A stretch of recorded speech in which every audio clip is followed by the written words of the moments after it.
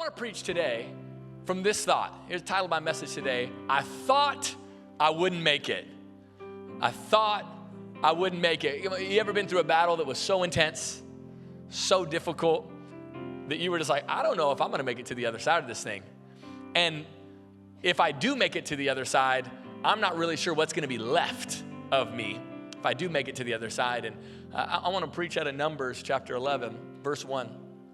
It reads like this. It says, the people fell to grumbling over their hard life. Ever been there? I love the next sentence. It's just 2 words. God heard. When he heard, his anger flared. Then fire blazed up and burned the outer boundaries of the camp. The people cried out for help to Moses. Moses prayed to God, and the fire died down. They named the place Taberah, which means blaze, because fire from God had blazed up against them. The riffraff among the people had a craving, and soon they had the people of Israel whining, why can't we have meat? We ate fish in Egypt, and we got it for free. To say nothing of the cucumbers and melons, the leeks and onions and garlic. But nothing tastes good out here. All we get is manna, manna, manna. Love that. Moses heard the whining, all those families whining in front of their tents. God's anger blazed up. Moses saw that things were bad. Verse 11 says, Moses said to God, why are you treating me this way? What did I ever do to you to deserve this? Did I conceive them? Was I their mother? So why dump the responsibility of this people on me? Why tell me to carry them around like a nursing mother, carry them all the way to the land you promised to their ancestors? Where am I supposed to get meat for all these people who are whining to me? Give us meat. We want meat. Come on, this next sentence is probably a place that we can all relate to. He says, I can't do this by myself. It's too much. All these people. If this is how you intend to treat me, do me a favor and kill me. I've seen enough. I've had enough. Let me out of here. Let's pray together today over the preaching of God's word. God, we're grateful for you. And Lord, I pray you'd give us faith to see the end even while we're in the middle.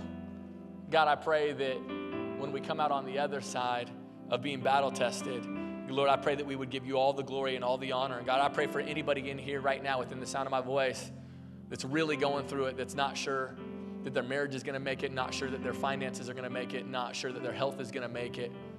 Lord, I pray that you would speak profoundly to us today. In Jesus' name, amen. Amen. One of my favorite moments during this series is that we get to hear different people's stories right here from our church. And this is a story I watched this last week that the team sent to me, and just so inspired by it, so convicted by it, so challenged that, man, even when you're going through hell, God still has the ability to be right there. And so check this out. After my mom died and holding her hand as she died, I didn't think I would make it. I grew up in the hood, as they say, poverty, gangs, robberies, shootings. My mother was beat to death when I was 13. Brother died from suicide. Had a brother that was murdered. His family was murdered. I used to run drugs as a kid, deliver drugs to teachers, coaches.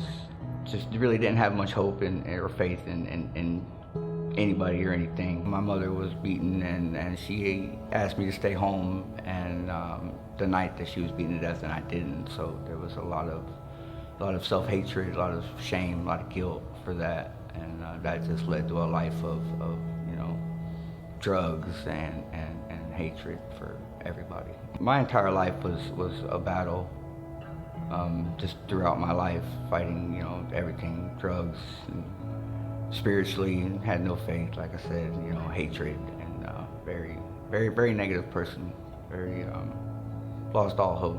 I was in many different foster homes, group homes, and upon getting out, I come back home to a abusive home, and I didn't want to go back to the system, so I just stayed on the street, running from police and truant officers, and just on the back streets of Akron, just staying low, doing drugs, selling drugs, and just trying to survive. Got tired of being on the street in the cold weather, so I came to Florida, just trying to leave it all behind.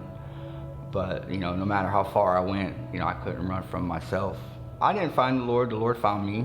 I was in jail in a faith-based program. I went over there because our time was easier. But I wasn't looking for the Lord, but he found me, and just getting a little taste of the music and his word, I began to get a peace inside myself. So I began to hunger for it. One day I wasn't feeling it, and the next day I was. It was just like an overnight switch where he just came into my life overnight, when I began to be able to sleep at night, and the guilt and the mountains of shame and stuff that I had began to move. My life now that the Lord is in my life, is nothing but blessings. It's night and day. It is totally different. I've got more peace from God than I've ever gotten from any drug, from any pill, from anything. It's just, He's amazing.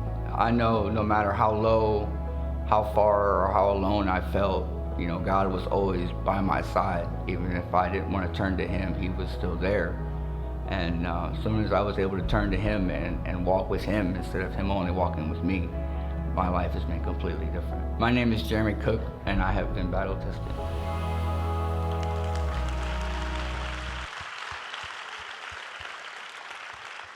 Come on, it's amazing what God can do with a life. It's amazing that God is willing to come down to the depths with us and meet us right where we're at. You ever have one of those moments where maybe you're with somebody, you and a friend, or you and another person, you see the same situation, and yet you see it dramatically different?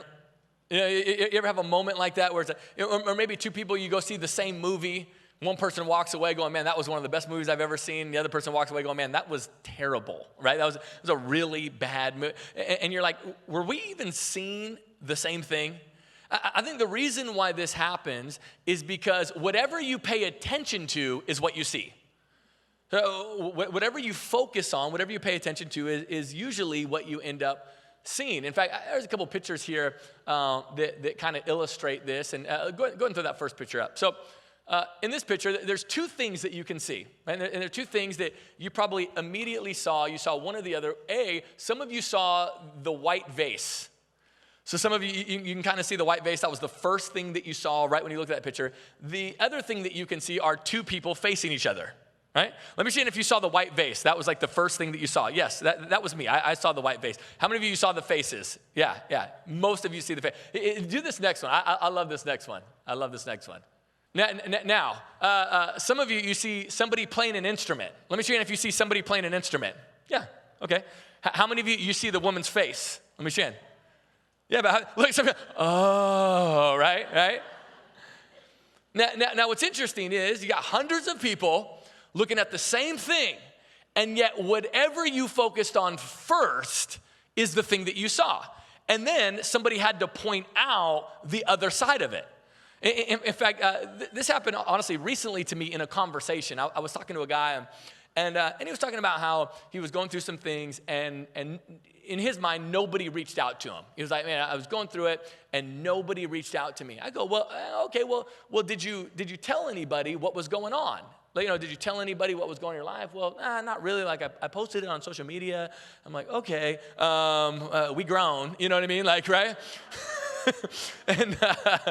And he was like, it's like, okay. And I was like, yeah, like with the doctor, it's like, how does a doctor know I'm sick unless I drive to the doctor? And I let them know, hey, I'm not feeling well, so I can get the care that I need. But then I kind of probed a little further, and I said, okay, so like nobody reached out? Like no, and what he mentioned, he goes, well, no, not nobody. And he listed like 4 or 5 people that had reached out.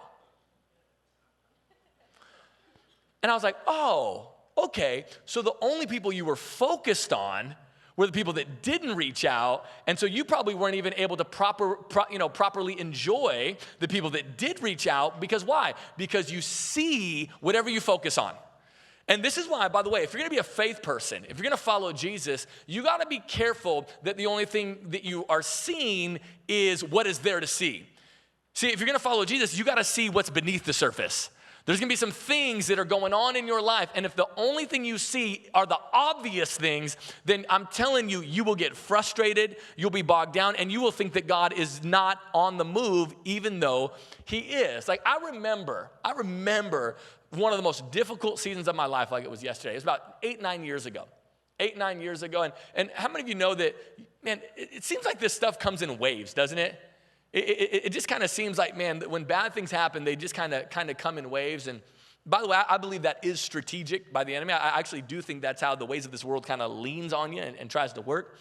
And I remember, about 9 years ago, I remember I was having a problem with relationally at work, and me and this guy, man, it was not a good relationship, and we had to figure it out. And Christine and I were even talking about, hey, should we transition? Like, should we stay here? Should we not? And it was kind of an interesting season at the church we were on staff at, and then I got a phone call, got a bunch of phone calls in the middle of the night from my mom. Woke up the next day, and she had told me that now my dad had been raising me since I was 9, and he was like my hero. And she had told me that he had been cheating on her for the last 2 years, and he was my hero. And so it was that was kind of devastating. And then about 4 days after that, my dad had called me, and when he called me, he said, "Hey, Andrew, can you go up to the house? Mom's talking kind of funny. Can you just go up to the house, make sure she's okay?" And when I went up to the house, I'm knocking on the front door and nobody's answering. And so I go around to the back, but my mom's car is in the driveway, and I go around to the back, and my mom was kind of laid out on the couch. I broke into the house, and she had taken 20 plus pills, and I had to pick her up and put her in the car and rush her to the ER. And by the grace of God, she lived, and she's doing much better now. And I remember taking her to the hospital. I remember about 2 or 3 in the morning on a Friday, now bleeding into Saturday morning. And I remember when she was admitted, and I'm on the side of the hospital, and I don't know if you ever had these kind of moments, but I mean, I was doubled over, and I just felt like this is too much. This is way too much. In fact, the next day, I was preaching at my church, and so that Saturday night, that's 3 or 4 in the morning, I'm at the hospital till 8 in the morning on Saturday, and I was scheduled to preach that Saturday. So I went, didn't tell anybody at work, didn't tell my pastor. I stood up on stage on a Saturday night, and I told the jokes, and I preached with my passion, everything I had, and I'm going through literally like the worst days of my life right there, and I'm preaching in front of people, encouraging them, building them up. And I remember preached Sunday morning. I remember that Sunday night. I remember just praying, and I remember just going, man, God, this is just too much. I'll never forget this. I really sensed, it wasn't audible, but I just sensed that God was building something in me on the inside. And this is why, listen, you got to be careful whenever you're going through hell, because it's just what you can see. The only thing you can see is what you can see, and you got to trust and know when you're in those moments where you would be tempted to say, man, I thought I wouldn't make it, that you know that God is building something on the inside. I think we put way too much stock in just what we can see. In fact, I had one of my first ultimate dad moments like 2 weeks ago. I mean, I've had some dad moments, but this was like on another scale that I have yet to step into the first, 11 months of my children's life until a couple weeks ago. Now, first of all, I love doing errands. That's kind of strange, but anybody else like me, like you just love errands? Let me see your hand. Yeah, I love it. I think because I pastor people, and so it's a constant, and so it's something that I can actually check the box off. You know what I mean? Like we're messed up people, so I'm never like, oh, they're good now. I'll never see them again. You know what I mean? Like I'll see you in 10 days. You know what I mean, right? And so it's kind of nice to have something I can check off the list. It's just fulfilling for me. And so I love errands. I love going to the grocery store. I'm always like, hey, Christina, do you need anything from the grocery store? Like I love the grocery store, and I love picking up takeout, all that kind of stuff. And what I do is I like to take one of the kids sometimes in the evening, right? And so on this particular occasion, a couple weeks ago, I was picking up takeout from Saigon Bistro, one of our favorite spots, and I was picking up takeout, and Addie's driving in the car with me, and I'm talking to my mom on the phone, and I pull into the parking spot over at Lakeside Village, and when I pull in, I hear something from the back of the car. And it sounded like somebody was like dumping out water. That's what it sounded like. And when I turned around and looked, Addie was throwing up everywhere. I mean, she was losing it everywhere. And so I'm talking to my mom, and I'm like, Mom, I gotta go. Bye. Addie's throwing up, I gotta go. I hang up. And I'm like, and I get out of the car, and I run out, and I run. Now, if you've been coming to our church for like any amount of time, you know I have the weakest stomach ever, okay? Like even right now, if it wasn't my story, I'd be you going, I have a terribly weak stomach. And I get out and I open up the door. And I mean, when I say that was throw up everywhere. When I'm telling you that there was throw up, there was throw up everywhere. And she's in it. And I'm like, and I pick her up and I'm like, I'm like, if I throw up on my daughter, I am a bad father, okay? I pick her up and I grab this blanket from the back of the trunk and I'm wiping her down and I'm wiping things and then I open up the back trunk and I lay her in it and I look at her. I take off her onesie and she has just her diaper on and you can tell she's kind of starting to feel a little better. She still feels a little weird, but she's kind of feeling a little better. And just throw up throw up is everywhere, okay? And so then I go to the car seat and I clean it up and I'm like, I still got to go in and get takeout. I got to pick this up. So I grab her and she's just in a diaper and I'm just like, bump it. I'm going in here, right? I just walk in with my daughter. And you know, like when you can feel everybody judging you? You ever have one of those moments? Like, this was definitely one of those moments for me, like, oh, look at this dad. He doesn't know what he's doing. No, dude, she threw up all over herself, okay? I'm a hero, okay? Right? I carry her in there. I get the takeout. She's just kind of looking around and I get home and I'm thinking, crisis averted. We're fine. And I thought we were fine because everything you could see was fine. I'd cleaned it up to the best of my ability. And when I get home, I thought I was fine because everything you could see was fine. And Christina asked me a question. This question didn't even dawn on me. And she said, well, why do you think she threw up? She goes, you're kind of a bad driver. Do you think she got car sick? That's literally what she said. Victim blaming, right?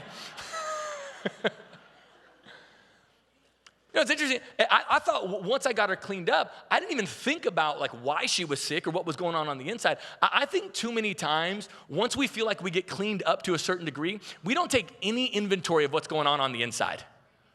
We just don't take any inventory. We just keep it pushing. And so we go through difficult circumstances. We may get through it, we may not. And we get through it. We don't do any sort of evaluation of going, hey, how am I doing on the inside? Did I recover from this? Did I have the appropriate conversations? Am I healed from this? And then we go into something else. And then we wonder why we're so messed up. And here's my point. My only point today is this, is that your demise will not be determined by what is happening around you, but rather by what is happening in you. Listen, the things that are going on around you cannot take you out. The Bible even says that no weapon formed against you will prosper. It will never, ever be what's going on around you that takes you out. This is why I get annoyed when people are like, so-and-so made me so upset. People can't make you upset. People can't make you anything, right? It is when you have things going on the inside that you haven't processed, that you haven't dealt with, that you haven't figured out. Nobody can, it will not be the things that take you out, the things that are happening around you.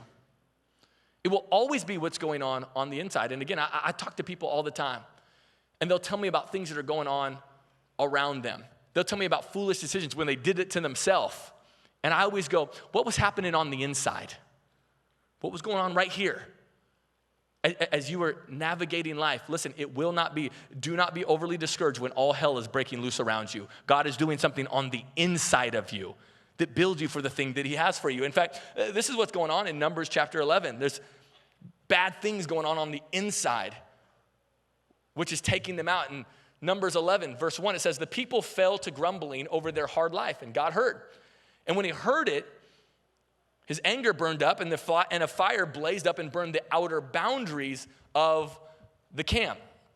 There are things that feel good, but they're not helpful that you and I do. There are things that feel good, but they're just not helpful. Like about 30 days ago, Christina and I did this really dumb thing. I don't know why we did it. And it was a 30-day detox. It was a foolish decision, right? You got to eat some food that you like, but like no sugars, no Reese's, no dairy. I don't know if I want to live in a world where there's no dairy, So we did this 30-day detox. Now, there was some things that I will take with me. There are some habits and some things that I figured out. Like, for example, I was shocked to find out that although I enjoyed it, it wasn't doing any, wasn't adding any nutritional value, and that was my Reese's Puffs in the morning.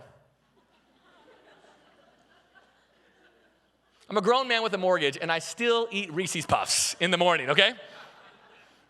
I love it. But I found out, read the box, and I'm like, this really doesn't do anything for me. So I'm like, okay, I need to maybe do breakfast a little differently to give me more energy for my day. And okay, I got to do this a little differently. Might feel good, but it doesn't really do anything. Kind of like, remember those Shape-Up shoes by Skechers? Remember these? And the whole marketing, if you owned a pair of Shape-Ups, I'm not going to have you raise your hand. I'm not going to do that to you. But remember these shoes, and it was supposed to be like I think Kim Kardashian endorsed them or something like that. So, you know, you could take it to the bank, you know what I mean, right? And as you walked, it was like a workout, you know, it was kind of, you know, now made you feel good on the inside because you're like, I'm working out. But come on, it didn't really do anything for you. You want to know one thing that probably all of us in this room are guilty of? So when it comes to something that feels good, but it definitely doesn't do anything for us, and it's this. It's called grumbling. Oh, grumbling feels so good, doesn't it? Come on, you ever you're like, I'm going to have a grumble day. Today, I'm just going to grumble. Come on, you ever have coffee with a friend, and you're like, this is my friend that just lets me grumble, right? Like grumbling feels so good. It just feels good to go off. It just feels good to say crazy stuff. It just, like grumbling, it just feels good. It feels good it just feels great. Grumbling feels great. However, have you ever had that moment where you're like in the middle of a grumbling sesh? And while you're in the middle of the grumbling sesh, you can tell the person you're grumbling to is over it. Like they let you grumble for like 9 minutes and they're giving you some affirming like, oh, yeah, totally, can't imagine. Yeah, you know, like they're giving you some verbal feedback that makes you feel good about your grumble sesh, but then all of a sudden they cut that out like in a moment. It was almost like you were on a timer and they were like, I'm done hearing you grumble. And you just keep going. Or have you ever been grumbling and you know you shouldn't be grumbling, but it feels so good. And so you keep going. And you're like, I need to stop. I should stop grumbling. I love Jesus. Jesus is for me. He's a way maker. Like he's a God that goes before me, who lifts up the valleys, brings down the mountains. But I love grumbling right now. Grumbling feels good. It does nothing for you. Doesn't do anything for you. And so you got to be careful. I love this. These people fell to grumbling, and it says that God heard. By the way, when you grumble, it makes your valleys lower. Grumbling makes your valleys lower. This is why, by the way, the people grumble, and what happens? It made their world literally smaller. So it says that he burned up kind of the outer setting of where they were. Grumbling makes your world smaller. And yet they can't stop themselves, right? In verse 4, it says the riffraff among the people. So they grumble, God burns it up, and they're like, oh, we shouldn't do that. The very next verse says that there are still some really committed grumblers in the group. It says the riffraff among the people had a craving, and soon they had the people of Israel whining, why can't we have meat? We ate fish in Egypt, and we got it for free. It goes on to talk about food that I don't like until it gets to garlic. But nothing tastes good out here. All we get is manna, manna, manna. Moses heard the whine, and all those families whining in front of their tents. God's anger blazed up. Moses saw that things were in a bad way. See, there are just some people that have a way of making a bad situation worse. This is why you got to be really careful who's around you when you're going through it. You got to be mindful of who's around you whenever you're in one of those seasons where you're like, I'm not sure that I'm going to make it through this. Because there are people that have a way of making a bad situation worse. Somebody recently asked me, they thought they were like, I don't know what they thought they were, but they said, hey, how do you deal with people not liking you?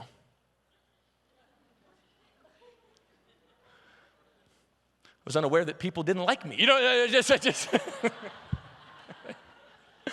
some people have a way of making a bad situation worse. This is why you got to be careful who is around you when this is taking place. By the way, because it wasn't everybody, it was just a riffraff. All it takes is a couple people. I think too many times we use words like keeping it real, or we use phrases like I'm just being honest, with really, it's just an excuse to walk in doubt. So we're just like, oh, I'm just calling it like it is. Really, because I thought the Bible said that if we're believers that we're supposed to call things that aren't as though they are.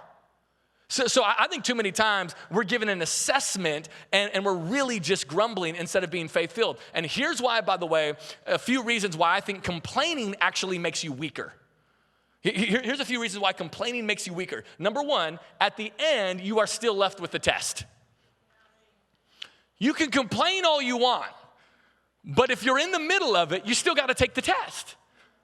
Remember when you were like in middle school and you actually thought that you could convince the teacher not to give you that test?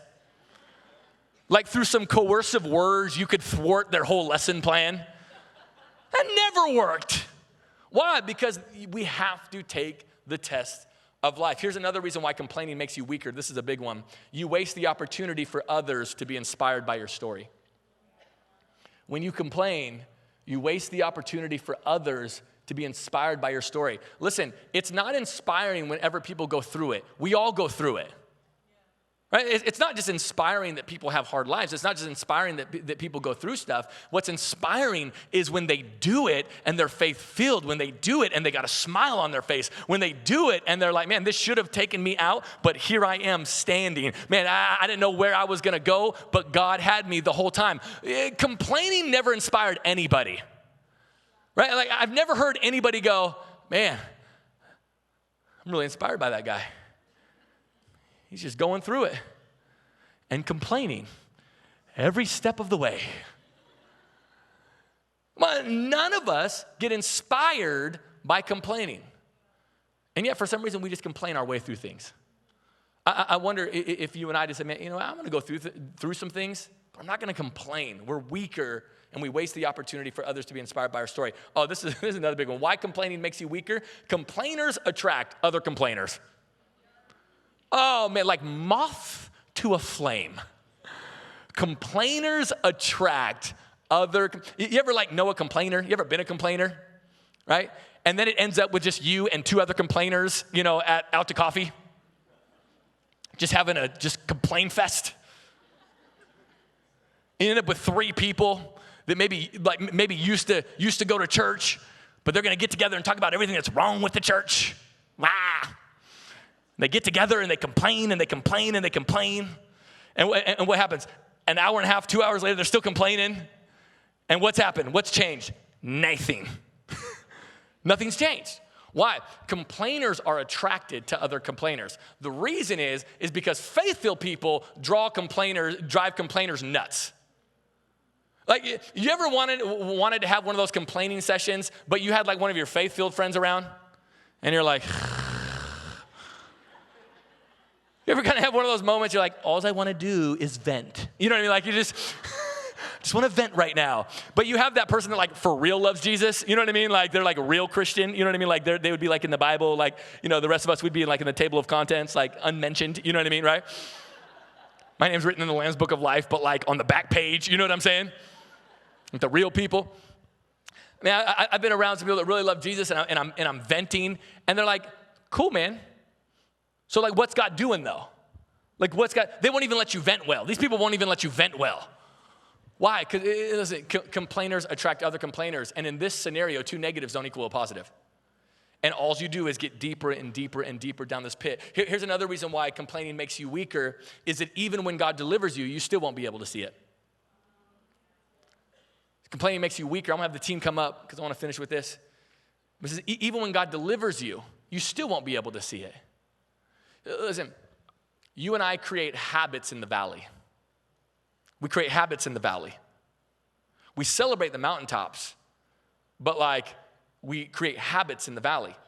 And so if you and I create the habit of complaining, what happens is God does something, God delivers you and I, and we don't even see it. Like you win the lottery and you're like, but the taxes, man. Like,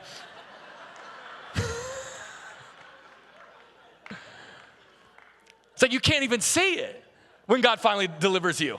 Why? Because you've been complaining the whole time. Like, I find this incredibly fascinating. It says this, the riffraff, they get the people going. It says, why can't we have meat? We ate fish in Egypt and we got it for free.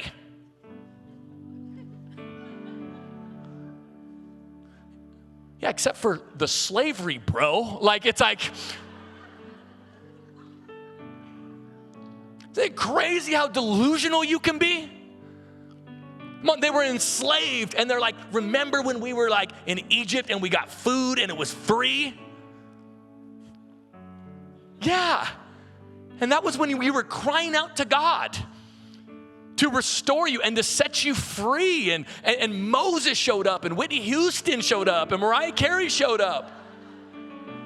It's a Prince of Egypt, though. Don't worry about it.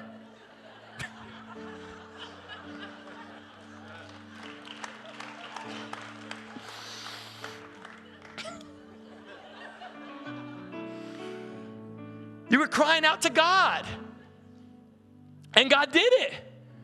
And now all you want to do is you want to go back to that. Why? Can I tell you, you and I are that delusional sometimes. We're that delusional. Come on, we're the kind of, God, give me a community, give me a community. And then God gives you a community, and they call you to correction on some things, and you're like, I don't like this.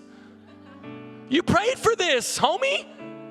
Like you asked for this. God, I want friends, I want friends, I want friends. And then your friends disagree with you. You're like, oh, that's a part of what being in community is. God, I pray for a spouse, I pray for a spouse, I pray for a spouse. And then like 2 years later, you're like, Lord,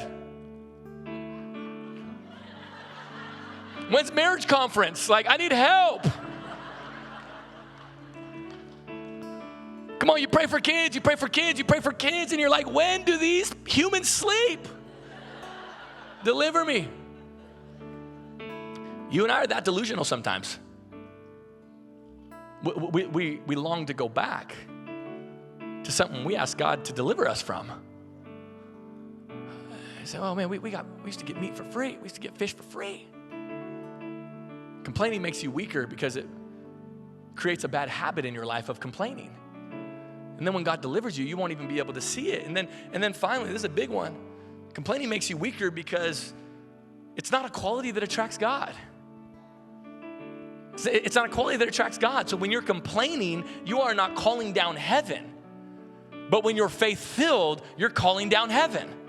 When you're stirred up for faith, you're calling down heaven. When you're complaining, God's not attracted to that. Like Jesus was never walking around and going, wow, I have never seen complaining like this in all of Jerusalem. No, what would happen? He'd be confronted with faith and he would say, wow, I have not seen faith like this in all of Jerusalem. God is attracted to faith. And then Moses, right? Moses says to God, why are you treating me this way? I want to skip down to the part where he says, I can't do this by myself. It's too much. I think too many times, even if you're in this room and you're following Jesus, I think, do we really believe that God is with us? Come on, I think too many times we think we're doing this on our own. And the problem is, if you figure it out on your own, you'll actually think that you did it on your own, and the only place to go from there is self-righteousness. It's just pride. But you got to know and remember that God is with you. I remember being frustrated because we couldn't find a building. Right? We've been praying for a bridge campus, something that we could keep growing and we could actually have seats for people. Some of you, like, you were coming to our church 9 months ago where it was like 5 services and people were sitting on each other's lap. It was really awkward. And to be honest, we looked and prayed and knocked on every door. And I would get so frustrated because for 2 years we're doing 5 services and all this kind of craziness. And I remember being frustrated and just going, God, like, this is your church. This ain't my church. This is your church. And God, I need your help. Like we've been praying, and I thought you would do this, and we got our first building so easily. I was so dumbfounded and confused at how long it took us. And I remember one time in my prayer time, I really felt like it wasn't audible, but God, I really sensed this, that God was saying, no, your church is getting things in this season that they would not be able to get without it.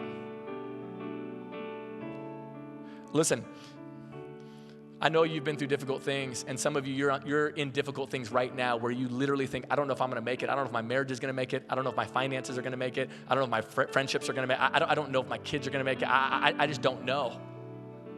Can I just tell you right now, and in the past when you've been in those seasons, and in the future when you go through those seasons, you will get things there that you would not have been able to get any other way.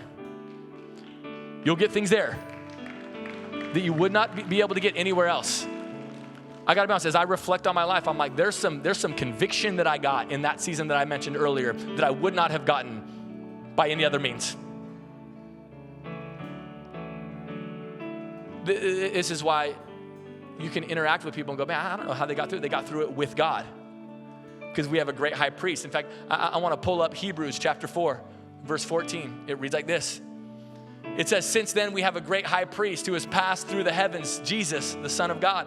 Let us hold fast our confession, for we do not have a high priest who is unable to sympathize with our weakness, but one who in every respect has been tempted as we are, yet without sin. I love verse 16. Let us then with confidence draw near to the throne of grace, that we may receive mercy and find grace to help in time of need. You don't got to walk through anything alone. Now, if you carry a complainer spirit, good luck. But if you stir up the gift of faith and say, God, I know you're forming something inside of me, and all I can see is the outside right now, God, but I can't see the inside of the things that you're doing. And God, I know you're creating some things inside of me that are going to help me in the future. And as we stir up that gift of faith, can I just encourage you, God will go with you, and he will be with you, and he will encourage you. Come on, let's stand to our feet, Grace City Church.